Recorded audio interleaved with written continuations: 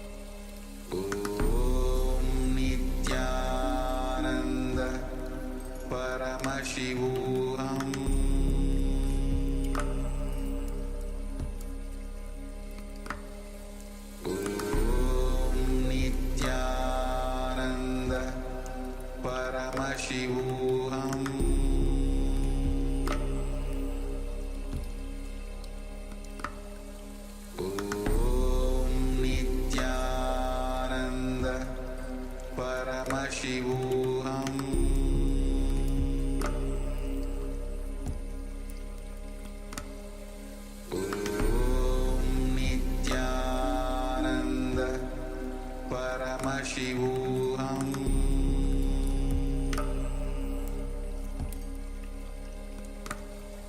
Om Nithyananda Paramashivoham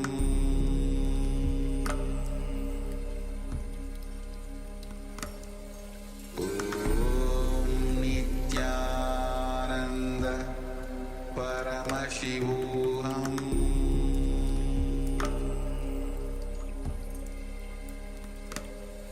Om Nithyananda Paramashivoham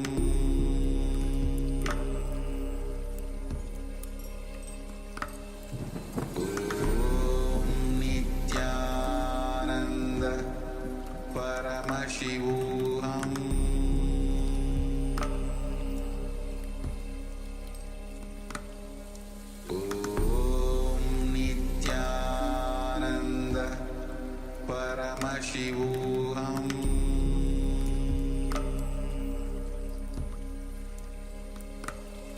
Om Nithyananda Paramashivoham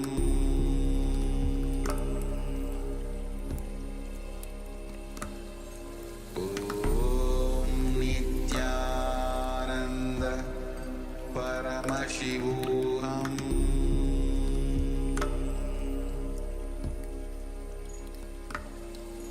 Om Nithyananda Paramashivoham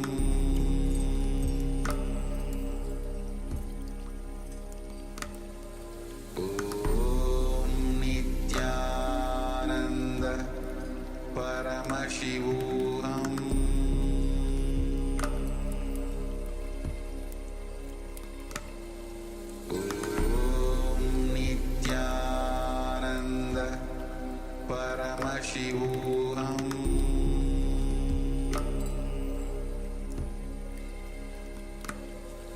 Om Nithyananda Paramashivoham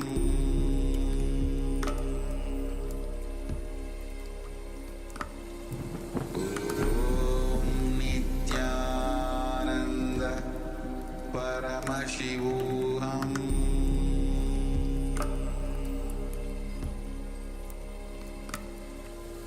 Om Nithyananda Paramashivoham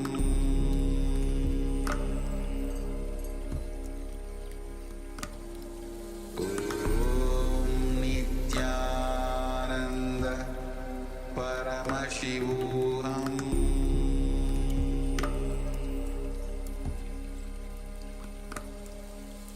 Om Nithyananda Now, slowly, very slowly, you can relax and let us know if you have actually moved the coconut out of your hand.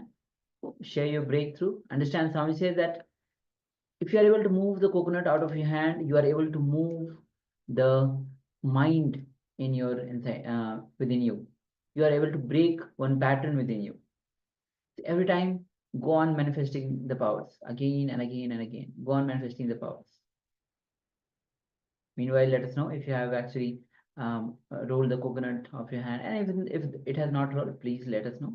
Yes, just share your experience, how it was, the manifestation, how it was to sit in the space of moving the coconut just by your will. Quickly share with us before we enter into the next section. We'll be actually following a beautiful, a very powerful cleansing kriya, a Shuddhi kriya. And we'll also be entering into the next chakra, the Anahata chakra. So quickly share a moment. Just take a moment to share with us how the manifestation was. And as we reminded earlier, this is not just when we sit in manifestation in this exercise, but as a daily, every day, every moment, whatever you want in your life, simply enter into that space of one with Swamiji and then declare, make an intention, create that space so that whatever you want in life at that moment gets manifested. So with that, we'll enter into the next section. come to the space of complete listening so that we can listen into the Supreme Pontiff of Hinduism and imbibe powerful techniques. We'll be first starting with the Shuddhi Kriya. Sit with the neck, head and spine in a straight line, back of the neck, head and spine in a straight line, and completely relax and follow the instructions as this is going to be a guided Kriya process.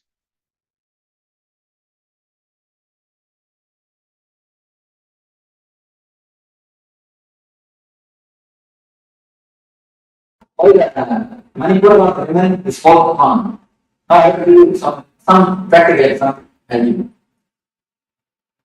So whether you suppress or you put the desires into the system, the goes and gets settled in Manipura are like a layer, like on ice layer. Here is a small meditation, as I told you. Mind are a layer, nothing but a language.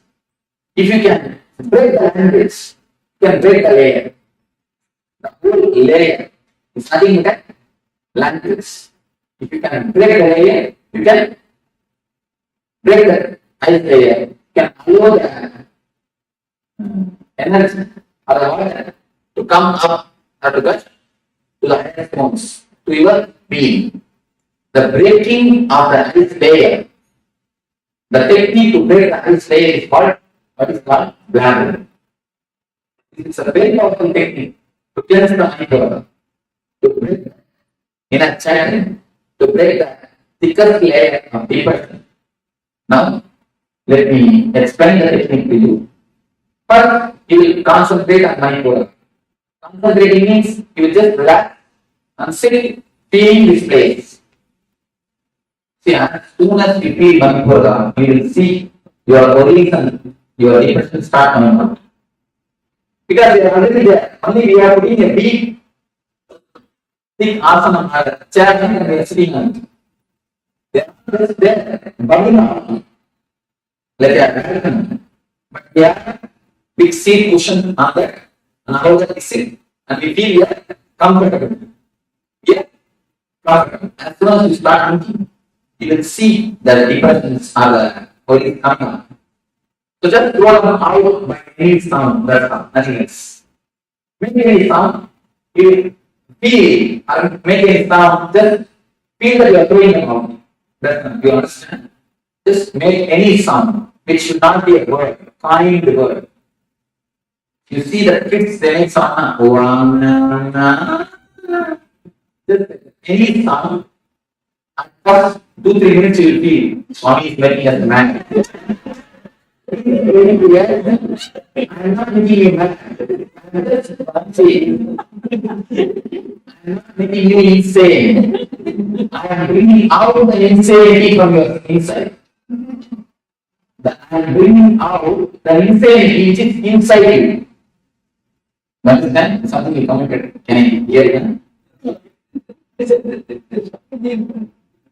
Be happy of hearing this. See, when you create sounds which has no word, which has no meaning, the mind breaks. Only one thing, don't allow any thoughts to, any word flow. Any thought comes, just create a sound. Just also create a sound. Only one condition, for 20 minutes, you should not stop. No gap. You see, if you do gap, the mind will start activating. Mind will start speaking. So, don't allow any thought to come. Create continuously some sound. When you repeat the same sound, you don't get any sound. You should not allow your mind to think. Then only the system will break. You see, 21 minutes is one energy circle. The 21 minutes don't allow any thought. Create only sounds. And within 2-3 minutes, you will see automatically you remember cheated. If your enemy, the intimate enemy, the intimate enemies, and enemies, all the things you remember yourself, and all those tears will come out, all the things will happen. You see, tears will come, Deeper feelings will come, anger will come, everything by words, by some songs, under words, some songs. Then how does the worry? Automatically will come, you will see. It will come like a figure, a small one, word, a broken way. Automatically will come and just go out by the word, by the song, not by the word, by the song. You will see automatically it is coming up. All the enemies will come up, you will feel all your enemies, go all your anger, everything will come. You see, this is called 1 minute. This is called verbal catharsis. And one more thing you can do, it is called physical or body language catharsis. The verbal language catharsis is this. One more thing, body language catharsis. Just remember, your enemy, make as much of places as possible. No, all your tensions are hiding in the face. You don't know. The grace is lost because of the layers of the tension in your body, in your system. Have you heard of steering photography?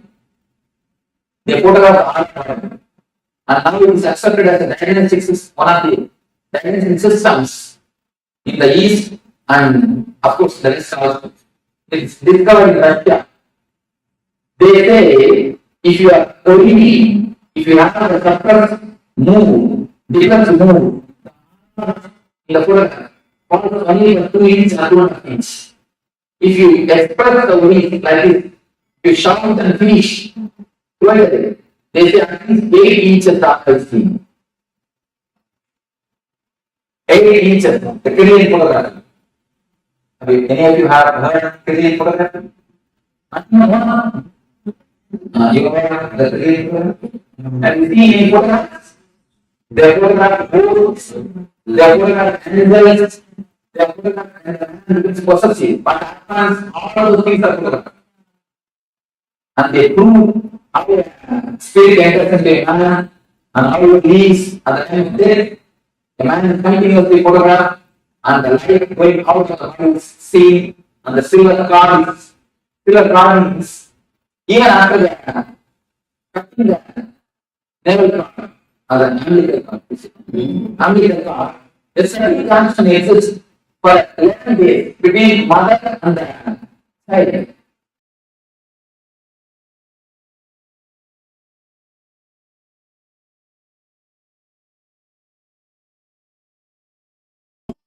You feel you are something special. You are attended. You are cared. You also told the right word. You are cared. Care is what we call love. If somebody gives his attention to you, you say he loves you. If you give your attention to somebody, you say you love him. That's all. Giving attention or having attention is what is love. When you give your attention, you say you love him. When you receive attention from somebody, you say he loves you. Am I right? Any question? May has not understood. Well, a lot of times you hear people say, I care for you, but I don't love you. Yeah, especially in Americans. Caring and not loving. I don't think there can be caring without love. And I don't think there's a difference between these two. That's all. But I say general love. Totally. Love means it's the caring. The expectations also matter. The expectations, with or without expectation. Without expectation, it cannot happen. Without expectation, only enlightened man can love. I tell you. No, it's the truth. So never think that our love is without expectation or something like that. Or the depth of expectation. No, even you see, only two things: expectation or no expectation. That's all. And when a person becomes a love, when his whole being becomes love, only then he can do, he can give loving, he can give love without any expectation. Otherwise, it is not possible. So, let us not bother about expectation or not. That is the basic thing, with expectation only. Whether we give or receive, that is the love. Let us understand basically what is love. Then step by step we will go. Yes, something.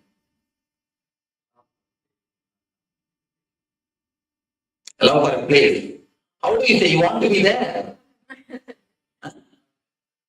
Then you don't have love. We see, the very love, you imagine that about that place continuously.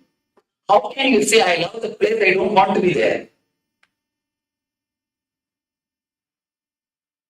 It is simply your feeling to want to be there only is the love for the place. See, if you love some place, naturally you want to be there.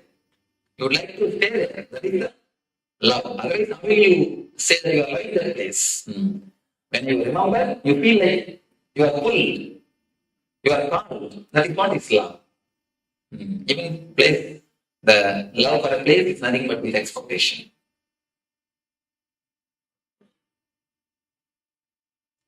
So you understand first. I think Jayashree can take the notes later on. How many of this type of courses you attended earlier? Not even one. First course. That is why you are not experienced. How many of you have attended any other courses like this? Please, you can raise your hands. And how many of you have taken notes at the time? Raise the hands. And how many of you went back to the house and started seeing once more?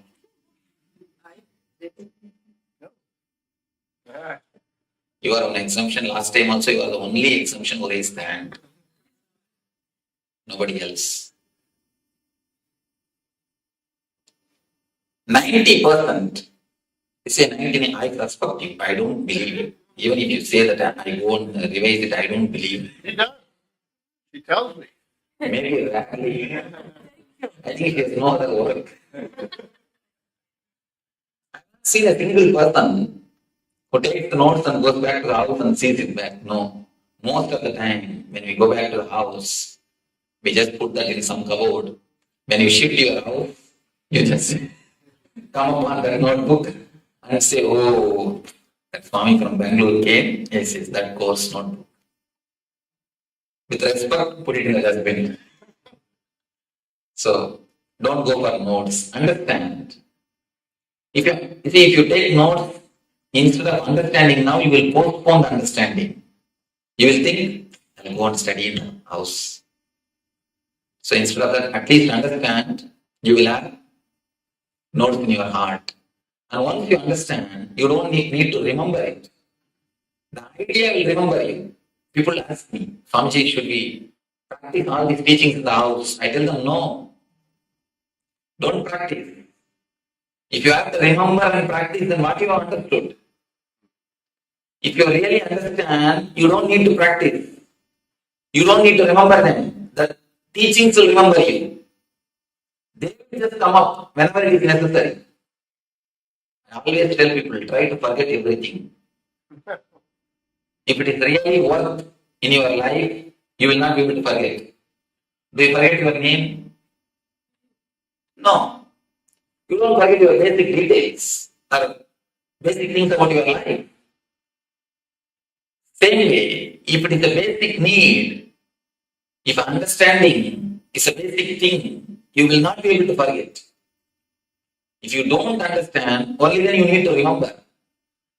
Once this becomes an understanding, you don't need to remember it. The understanding will remember you. Again and again tell the people, if you really understood, if you really grasp what I say, if you really interact, that is more than enough. Whenever you take something, swallow something without understanding, only then you need to again and again remember. You understand what I say now? Just, if you understand, that's more than enough. You don't need to remember the teachings. Teachings will remember you.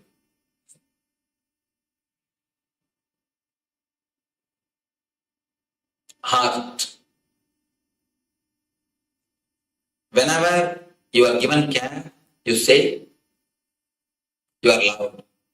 Whenever you give your attention, you say you are loving. Heart center, the Anahata Chakra, is related to this attention only. Whenever I say there is a heart center, there is an Anahata Chakra, people immediately ask me, Swamiji, I underwent bypass surgery, will it be there as it is? Whether you underwent bypass surgery or open heart surgery, the Anahata Chakra will be there as it is. Don't bother about it. It will be there as it is. It is not physical, it is more metaphysical. It's more spiritual. The key for the Anahata Chakra is whenever you give your attention, the energy center opens. Whenever you ask for the attention of the others, this gets locked. We may say, when are we asking? All your fight in the house is nothing but asking of attention from others. Everything. Let us look a little deep into the mechanisms of Anahata Chakra. Actually, you feel pampered when you are attended. You feel you are recognized when you are attended. Have you seen the kids? They will be playing in the house. They will throw something here, there. They will just put few steps forward. And then they will wait and see your face. Whether you recognize it or not. They will just look at your face. If you recognize, if you say okay, they will go ahead. If you just gaze at them, if you show a different face to them, immediately they will sit silently. They will keep quiet. Not all children, Swami. Of course, some they start crying and weeping or anyhow, they just sit or they just wait for your attention, for your recognition. Same way, you also continuously wait for others' recognition. Whenever you do something, you immediately wait for others' certificate. Even if they don't affect your day-to-day life, even if they are not directly related to your day-to-day life, you wait for others' certificate. People come and tell me, no, Swamiji, I just do everything as a service. I never expect anything. If you don't expect anything, you will not even expect good opinion of the others. But what all of us do? End of the day, we just wait for what? Certificate. Good wife, good husband, good son. If you are not given certificate, sometimes you demand also.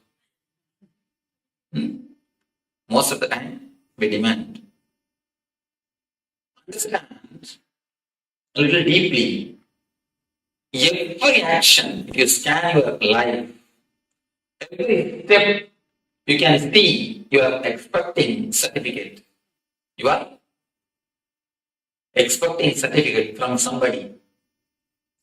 From the very young age, you are conditioned to live with good certificates. You are conditioned to aspire for good certificates. The West, I saw even many houses I saw, they put the good wife, good husband, good parents. Until certificates will be given. Kids give for parents, husbands give for wives, and wives give for husbands. The certificate itself is given. The certificate from the other, the opinion from the other becomes the driving force for us to live. Most of the time, if somebody doesn't give you the certificate or recognition, if nobody recognizes you, you feel lonely. You feel lonely. We are continuously afraid of loneliness. Loneliness is more or less like a poison for us. Your ego is alive only when others exist. You are a good person only in front of so many persons, so many people. If nobody is there, if nobody recognizes you, if you are alone, your ego feels hurt because it is not getting pampered. It's not getting boosted. It is just there. Your ego slowly withers away. If you stay alone in your room, there is nobody to praise you.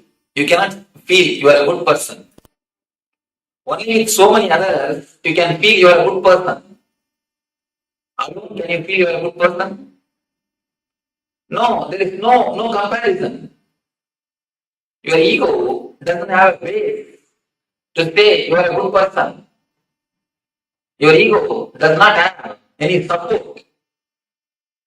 Only the relationship ego flourishes. Whether good or bad, it flourishes only in the relationship.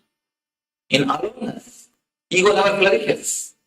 That is why aloneness is very killing. We are always afraid of aloneness. Aloneness means we feel frightened. We continuously work only for certificates, only for the other signature. Our life is nothing but a long signature campaign. We have a big notebook. In that we have written, good husband, please sign. Good wife, please sign. Good son, please sign. Our life is nothing but a long signature campaign. You just expect signature from everyone. Playing with the playing cards, they will build big castles with the just playing cards. With playing cards, they will build castles. Have you seen? But kids are intelligent. They build their castles with their own cards. What do you do? We build our personality with other certificates. Just as the kids build their castles with playing cards, we build our personalities with others' certificates. If somebody says you are obedient, we collect that idea. From the young age, we collected all the ideas of the society. Whatever others have said about us. If somebody says you are a good person, we collect that idea. If somebody says you are a very intelligent, we collect that idea. If somebody says you are smart, we collect. If somebody says you are dark, we collect. If somebody says you are beautiful, we get that idea. If somebody says you are not beautiful, we collect every idea. Totality of that idea, the plus minus, everything we put together. We come to opinion about ourselves from the other's ideas. If we receive 10 opinions from 10 persons, we put together everything and create an idea about ourselves from these 10 opinions. Be very clear, because you do not know about yourself, you are not centered on you, you understand about you from others' opinion. That's a small research done by Chicago University. Beautiful research. One day morning, early morning, young man is going to his office. When he came out of his house, the man was standing just in front of his house, asked him, "You look so tired. Why are you going to the office? Why don't you rest?" He said, No, I'm quite okay. I'm all right. He went to the bus stop. In bus stop, there was one more person. One of his friends asked, "You look so tired. Why don't you go and rest? Why should you want to go to office? Why do you want to go to office?" This man said, No, I'm all right. In the bus again, one more his friend, other friend said, "This is totally arranged. Actually, they arranged." One more person asked, "Hey, your face shows you are tired. Why don't you go and rest? Why do you go for a job?" Again, he said, No, I'm all right. He went to the office. In the office, ground floor itself, somebody said, receptionist. She said, Why don't you have a leave and rest? Why don't you get your leave and rest? You look so tired. As soon as you went inside the office, boss called and told, you could have had your leave. You feel so sick. By seeing you, I can understand. You are tired. Are you sick? Why don't you go and rest? The man really started thinking. And not only started thinking, he applied for leave and went to the house, went and is rested. That day evening, he had a temperature. Not only temperature, really is sick. When many people continuously tell you something, you immediately start believing. Not once or twice, 15 times they did this experiment. All the 15 times, all the 15% fell sick. All the 15% fell sick. They just arrange some 10 people here there, casually, to tell you, it seems you are not feeling well. The text proves how much other opinions play on our mind. How much you live based on others' opinions. It's just like the castle built by other certificates. As the kids build their playing cards castle, you build your personality with the others' opinion, with the other certificates. How long you can have other certificate? Tell me. As long as you dance according to their tune, you will have. They will let their certificate to be with you. How long you can dance according to everyone's tune? Imagine. One side, your husband is playing Kathakali music. You go there and do a few Kathakali steps. On the other side, daughter is playing pop music. You jump there and do a few steps of pop. On that side, your son is playing Bharatanatyam music. Then you do a few Bharatanatyam steps. This side, somebody else is doing rock music. You jump there and do a few rock steps. This side to that side, that side to this side, this corner to that corner, here, there, here, there, here, there. If you continuously run around, what will be your dance? It will be nothing but myth. That is what now we are doing. Everybody has got their own tune. How long you can run, you can dance for everybody's tune. If you know 6-7 type of dancers, at least you may manage. Even then, I don't think you will be able to manage. Because you need to change the tune. How long you can manage? If you dance according to everybody's tune, then they will let their certificate to be with you. If you don't dance, if you don't dance according to everyone's tune, what will happen? They will take away their certificate. If somebody takes away their certificate, what happens to your personality? That's what I call depression. Continuously it happens. It's like you are a centipede. Centipede means you understand with 100 legs. You have 100 legs. Only if all the 100 persons say something good about you, if all the 100 say some nice things about you, you feel comfortable. You can walk. If someone takes away their leg, what will happen to you? You just tumble down, collapse. I tell you, this is a homework which you need to do. Make a list of the people who can depress you. Now, really. Now, this will give you the new understanding in your life. See, most of the time, we do not even know our problem. That is the problem. Once you know your problem, 90% of things gets resolved. Once the problem is brought to the consciousness, you will see that it disappears. Find out who all can depress you, for whose opinions you wait. How many persons' opinions you give weight for them? How many persons' opinions you give respect? Who all can depress you?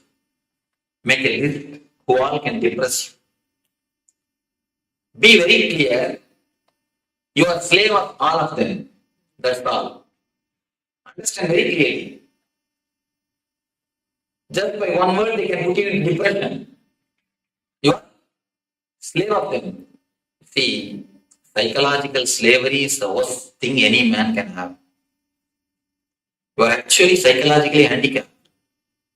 Without them all, you cannot move your life. That is what it means. Make a list who all can depress you. Have it in your bedroom itself, so that every day you remember. I am slave of all these persons. At least let you be aware. As of now, what is there in your life? Same thing. Let you be aware that you are slave of all of them. Once your being is aware that you are slave of them all, naturally you will come out of it. I tell you, very naturally you will come out of it. The being is such, your nature is freedom. It will never allow you to be slave of somebody. It will never let you be slave of somebody. So the very understanding, just make this list. You may think, oh, these are looks impractical. What type of solution this Swami is giving? But once you make this list and continuously see, at least for 10 days, every day when you see, you will automatically turn your maturity or your mind will turn towards the maturity. You will never invest your energy on so many persons. Now you do not even know on how many persons you have invested your energy. It's like a bank. You have 100% energy, but you invested all your energy on so many persons. Only 10% you have, 10% of the energy you have. That is why you always feel low. You expect their attention to just boost you. You expect their pampering to bring you up. You always feel without them, you cannot move. Unfortunately, when somebody removes their attention, the tendency is to work harder to get it back. No. Then again, you are working in the line of slavery. I tell you, by making this list, you will integrate yourself. And one more thing, you will be able to give love to others only if you are integrated. Till your integration, whatever you give is not love. It is just bargaining. You give your attention, I will give my attention. It's a contract, business. And like a begging bowl. My begging bowl hits your begging bowl hits my begging bowl. Both of them are standing in front of each other with a big begging bowl. All sound which you hear in your house is nothing but the clashes of these two begging bowls. He is asking for your attention, she is asking for his attention. Both are asking for others' attention. And nobody is able to give. Once you understand, you are slave of so many persons, you will understand, you have invested your energy on all of them. Then you will be able to integrate. You may ask, then Swamiji, should we not live adjusted life? I tell you, adjustment is different, compromising is different. Most of the time, you compromise, but you claim yourself as I'm living a very adjusted life. Adjustment has nothing to do with compromise. What is adjustment? What is compromise? Let me explain. Compromise means you are not having your center. You are just having your center on so many persons. You are like a centipede. So you cannot do anything. You have to compromise. You are dependent on others. Your energy is dependent on others. Only by others' opinion you are alive. This is the compromise. Our present state. Adjustment means you totally integrate your energy in your being. You are never bothered or depressed by anybody's opinion. Even then, you bend and give your attention to others. Even then, you listen others' opinion. Even if you are not disturbed, you are ready to listen to others' opinion. That is what is adjustment. But in our being, 99% of us are wounds. We have a wound in our being. That is why we always compromise. We are never integrated. Understand? If you are integrated, you will adjust. Otherwise, whatever you do is compromising. Never live a compromised life. It is psychological slavery. Psychological slavery is much worse than physical slavery. And I tell you, only when you are integrated, only when you have energy on yourself, only when you are centered on yourself, you can really love others. You can really give your attention to others. Only then you can really adjust and live happily. Till that time, till the moment of centering yourself into the heart, whatever you do will be only a business. That is why always we say, almost all love marriage, I can say 99.9% love marriage, they feel the other has cheated you. Before marriage, you are one way, and after marriage, is the other way. Be very clear, nobody has cheated you. It is we who cheated ourselves. It is we who cheated ourselves. We always think that this is going to be this way and that is going to be that way. And we ask for continuous attention. Finally, we say, we have not got it. He has cheated us. Nobody has cheated you. It is you who has cheated. Because how much you can dependent on others, you can be dependent on others. Each one has got their own dependency on others. As long as you are dependent on others, be very clear, you are not going to feel satisfied. You are not going to center yourself. That's a beautiful technique from Tibetan Buddhism to center your heart, to center your energy. Already we practiced this meditation one day in New York. Now, this is the first technique, first level technique, a preliminary technique to center your energy. Then step by step, we will go into the next energy centers and work. Now, let us enter into the first level technique to center your heart, to center your energy. Before entering into the meditation, I want to spend a few minutes. Do you have any question about what we spoke now, what we discussed? I don't think every one of you understood everything, because I myself have not understood totally. Yes. My question is, there are moments when we feel love without having an expectation. How is that different, or is it different? The moments of meditation, you see, the moments of a deep spiritual level, the moments of meditation, if it has happened to your life, only then you will be able to feel the moments of love without any expectation. Till then, even if your mind says that I am not expecting anything, there will be something in the background. Then you will be able to find out. Only when you have the taste of pure love by meditation, only by meditation you can have the taste of pure love.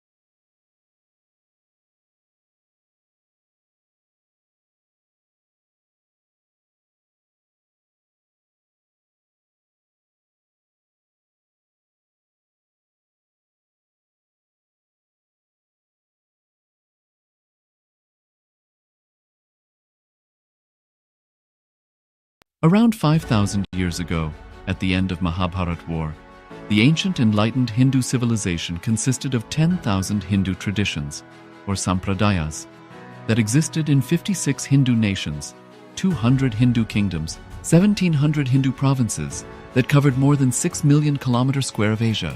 The Supreme Pontiff of Hinduism, SPH, Bhagavan Sri Nithyananda Paramashivoham, is the reviver of Kailasa, this ancient, enlightened Hindu civilizational nation.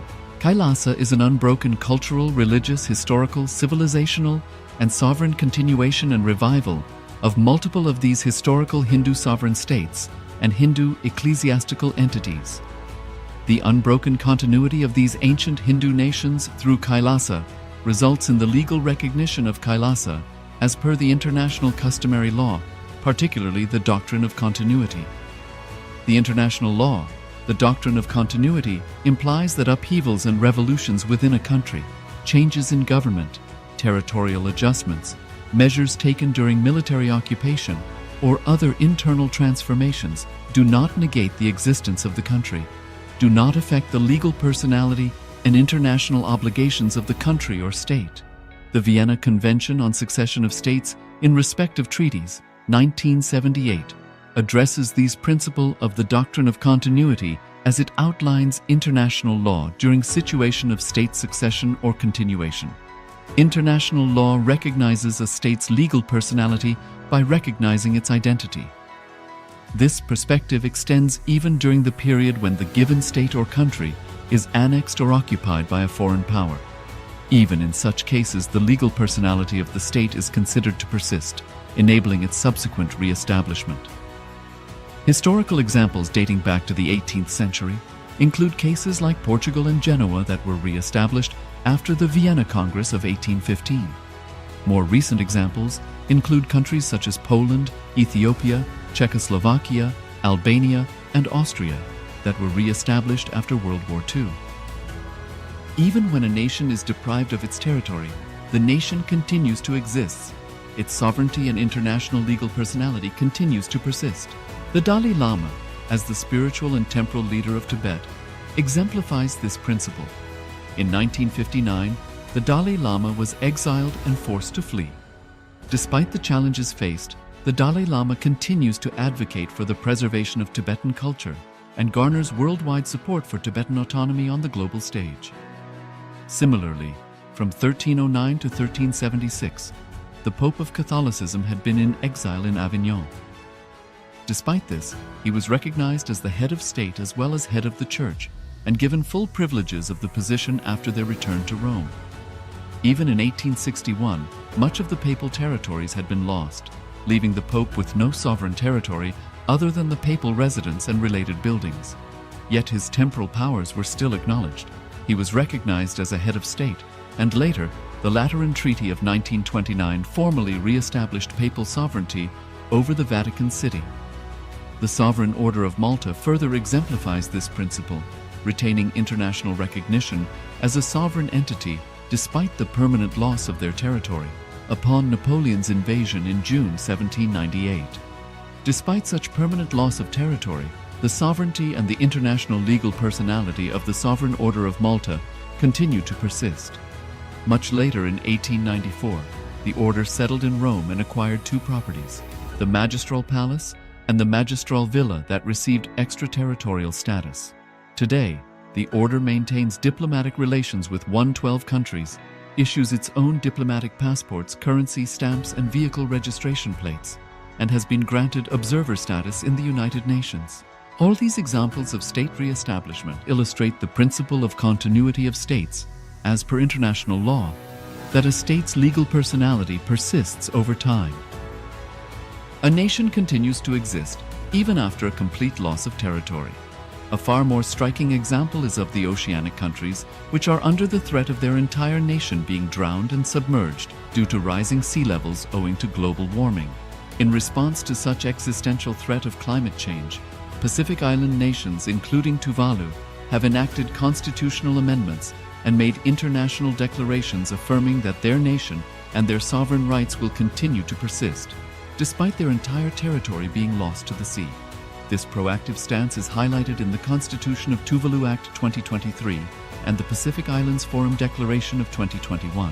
The Supreme Pontiff of Hinduism, Bhagavan Sri Nithyananda Paramashivoham. Through the line of succession is the present 203rd Emperor of the Hindu sovereign kingdom of Surangi Samrajya. He was crowned on the 31st of December 2004 at the age of 26.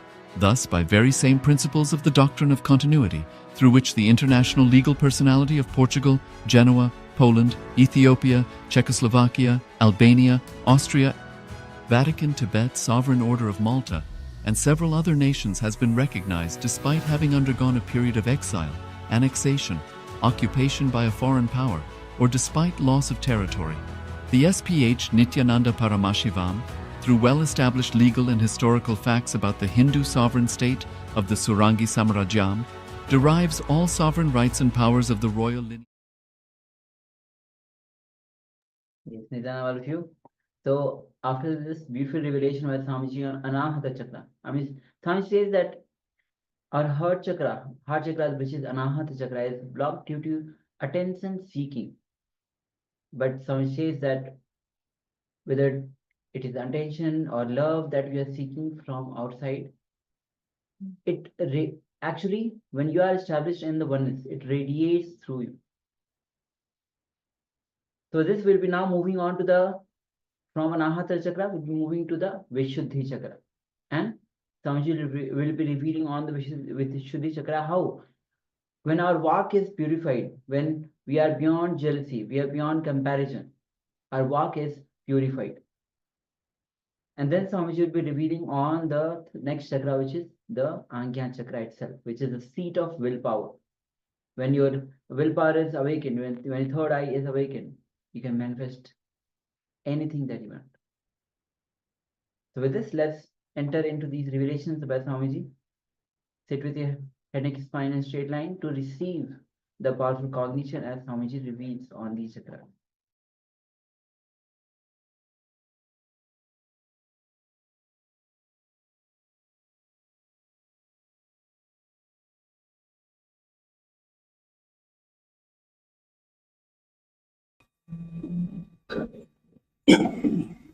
Chakra which is centered in thought. This chakra